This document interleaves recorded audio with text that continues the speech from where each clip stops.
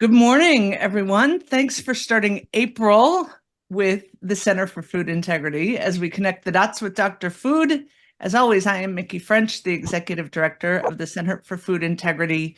And this morning, I'm going to start with a shameless self-promotion for CFI. We have launched a new membership, and I know a number of you on the call are just very interested folks in the food industry. We've started an individual membership level. So I'm going to put in the chat the link that allows you to just learn a little bit more about that. So that's the promotion for the morning. And now let's lean into the fact that we always have something to learn with David Hughes, Dr. David Hughes, also known as Dr. Food. He shares decades of experience and insights across the entire food value chain. And also, David's always in motion. Earlier this week, I spoke to him from Devon at the seaside, and now it looks like you're back in still wet and soggy Wales. Absolutely, Mickey. It's wet, wet. March was very wet. In fact, the last 18 months in the UK is the wettest period since first recordings were taken, which is 1836, for goodness sake. No, it's endless. But here we are. We've done Easter's done and dusted, which is actually a key period for Welsh farmers. I live in Wales. I'm Welsh and proud to be so. Wales, by the by, is the same size as West Virginia, which is one of your smaller states. And 90% of Wales is farmland, but it's largely mountainous grassland. And farmers are great producers of lamb in Wales, and it's a particularly good time for them over Easter because lamb appears on Easter menus left, right, and centre. So Wales, we're famous for lamb, and also we're famous for singing, but I'll spare you that. I assure you. Well, that's great. And we've had enough rain here as well that I feel like I'm back in Ireland with all of this misty rain for the spring and also a bit of snow here in Chicago. So we're happy to be live this morning. So please, as always, put any of your questions into the chat and we'll save a few minutes at the end to answer them. So let's jump in. Our topics this month seem to focus on motion. There's some unusual actions taking place in our industry. And the first one is a topic that we touched on before with grocery retailers and manufacturers in the UK asking for regulation. What updates do you have on why they're pushing to have the government regulate part of their business across the food industry in the UK, David?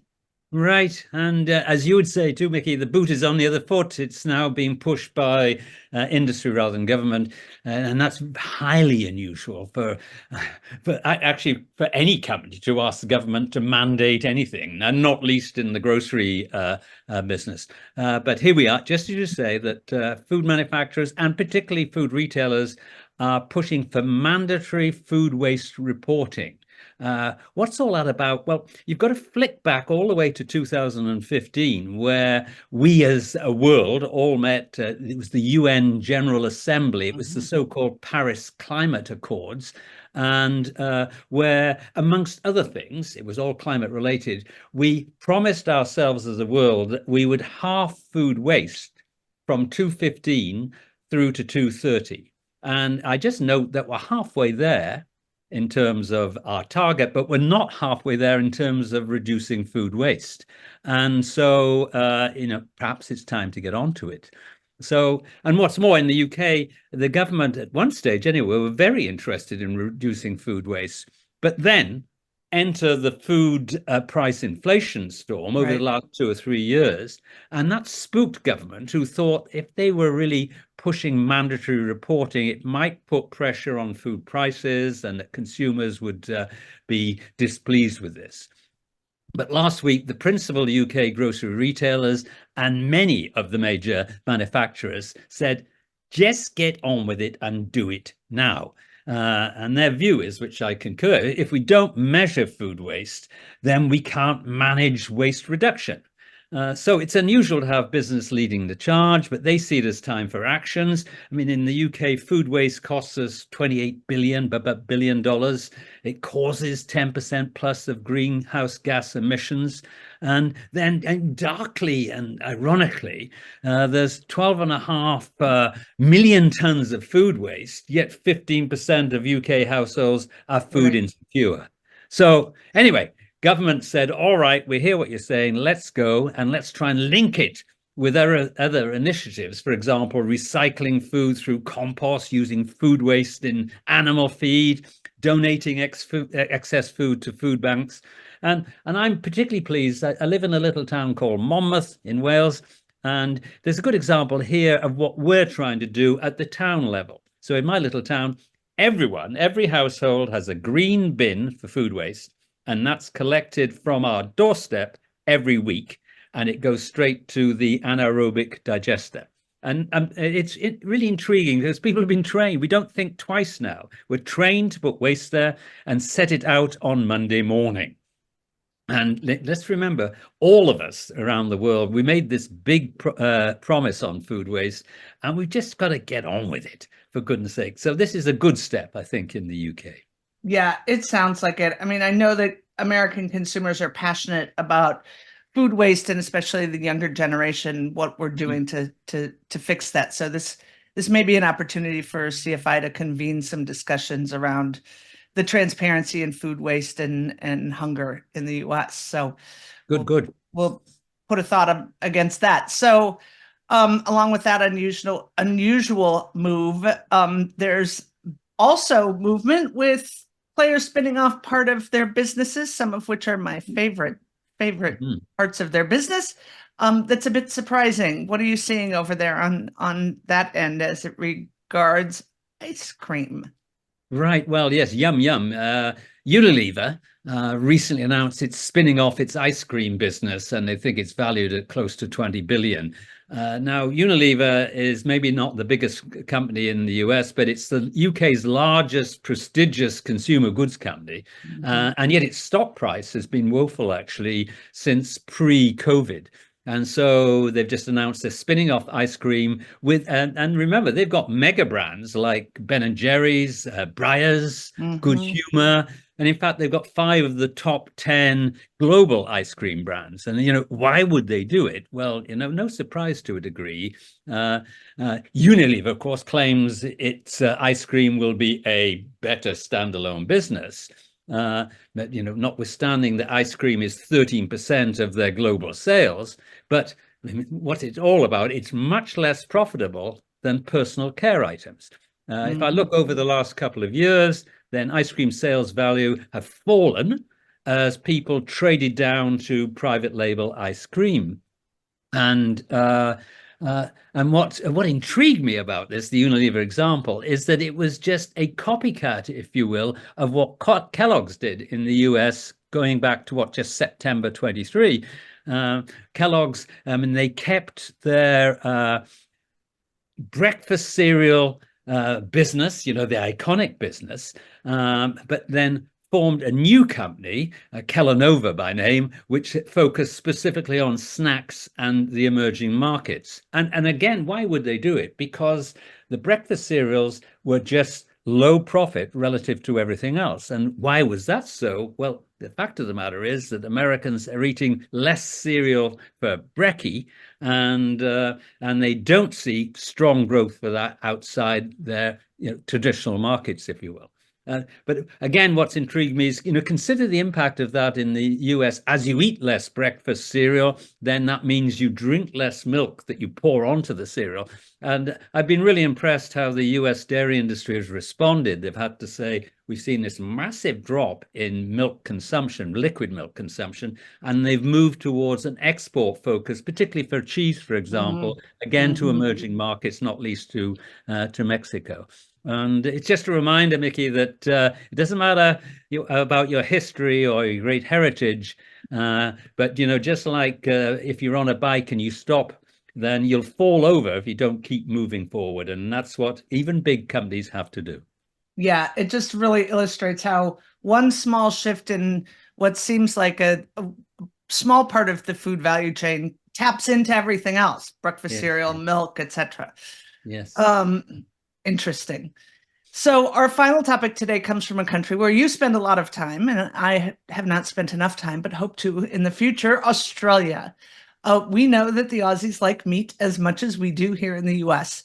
So a recent change to dietary guidelines is surprising. Tell us more on what we might learn from that here and what might be coming to our neck of the woods. No, exactly. Well, as you've just said, that I mean, the Aussies eat 200 pounds plus per capita, which is at your levels. And there's only 3 countries in the world that do that. There's you, the Aussies, and Argentinians. And in Australia, the government have taken a milestone step to add sustainable considerations in their dietary guidelines. Now, what does that mean? You've got your My Plate recommendations from USDA suggesting what your diet should be.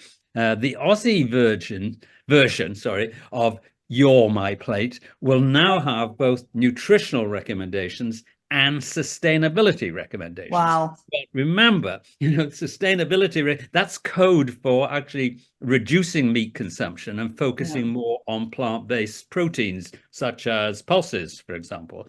And the message is it'll be good for your health and it'll be good for the health of the planet. And needless to say, this is, it's highly controversial. I mean, in history, sustainability remarks were made in the appendix to My Plate, but of course, nobody ever reads appendices. And so this is hugely controversial with meat-eating consumers and the livestock industry. Just like you guys, Australia is a major exporter of meat. So, but I'm reminded, look, we've all made our big promises again on reducing greenhouse gas emissions. We know livestock are part and parcel of the problem there. We've got to do something about carbon footprint. And we can't keep on putting off the required actions. But let's see. I mean, I think this is political, really. It's a big noise. Sounds like it. It's a very big step. And you have one more market. I'll just remind us before we go into the final tidbit. We have no questions yet in the chat. Please, in the chat or the Q&A, if you have any questions on what we've talked about or comments to make, please put those in the chat while we cover our final market move. Tell us what's happening with Whole Foods over in the UK. I mean, there we are. Whole Foods, quintessentially sort of premium grocery retail in the US. Well, Whole Foods entered the UK market 20 years ago, dear Lord. And I remember it well. It sent shivers of apprehension through the UK retailers, and their stock prices just plummeted. There was this belief that they were going to be consumed by this sort of massive Amazon-owned new chain from the US. And so where are they now? Okay, well, actually, they're down to 7 stores, and they're all in upscale spots in London. And they're even closing 2 of them, plus a distribution center. And I mean, what's all that about? Well, 20 years ago, they looked fresh, they looked different. But now we've got a lot of stores which are premium and have strong organic food offerings. I mean, for example, our Marks and Spencers, which many of you know, they're really comfortable competing against the Whole Foods of this world, as they should be. They've got over 1,000 stores in the UK versus 7 for Whole Foods. So does that mean bye-bye Whole Foods? Well, they, who knows? But they say not. They say they're cutting back, but then they're going to focus on smaller formats stores with the label the Whole Foods Market Daily Shop. And I know you guys will be getting ready for this across the pond as their first one of that type. This little tiny store, by their standards, will be opening in Manhattan in the next few months. So onwards and upwards. There we go. Perfect. We have no questions this morning, so I want to thank everyone for joining us as we connect the dots across the pond with Dr. Food. We hope you'll join us again on May 2nd for our next webcast. And again, please go ahead and visit our website, either for individual membership or just to learn a little bit more about some of the other things we're doing, where we'll be in some of the events we have coming up. So Again, happy rainy April. Let's hope it brings us May flowers and lots of great crops. David, thank you as usual. Springtime and coming, Mickey. Springtime. let's hope. We're ready for it. Thank you so much, everyone, for your time, and we'll talk to you next month. Bye now. Bye-bye. Bye-bye. Bye.